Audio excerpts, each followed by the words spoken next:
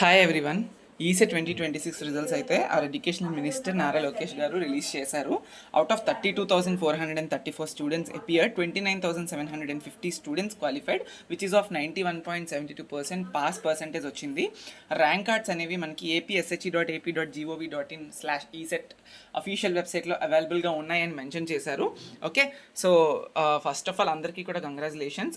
Fail అయిన వాళ్ళు just rethink చేసుకోండి, ఎలాంటి వేలో మనం నెక్స్ట్ మళ్ళీ వెళ్ళాలి అనేది గుర్తుపెట్టుకోండి. అండ్ ఇంకొక విషయం ఏంటి అంటే, ఇప్పుడే మనకి రిలీజ్ అయ్యాయి కాబట్టి క్విక్ వీడియో చేస్తున్నాను. ఇంకా ఇక్కడైతే రిజల్ట్స్ అయితే అప్డేట్ అవ్వలేదు అఫీషియల్ ఐపీఎస్ ఈసెట్ 2026 వెబ్సైట్లోని.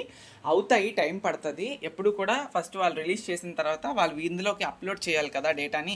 సో చేసేటప్పుడు ఇట్ టేక్స్ టైం, వచ్చేస్తుంది. కీప్ ఆన్ చెకింగ్, మీకు ఎలాగోలాగా అప్డేట్ అయితే వస్తుంది త్రూ మెనీ ఛానల్స్. చాలా ఛానల్స్ ఉన్నాయి, మనం ఉన్నాము, అన్నిటిలో అప్డేట్ చేస్తాం. మళ్ళీ వీడియో అయితే చేయను, ఇప్పటికే చాలా ఎక్కువ, ఎందుకంటే ఇప్పటికే చాలా ఎక్కువసార్లు వీడియోస్ చేస్తున్నాను అనిపించింది ఈ సెట్ రిలేటెడ్గా, రిజల్ట్స్ రిలేటెడ్గా, కాబట్టి ఇంకొకసారి మళ్ళీ వీడియో చేయలేను.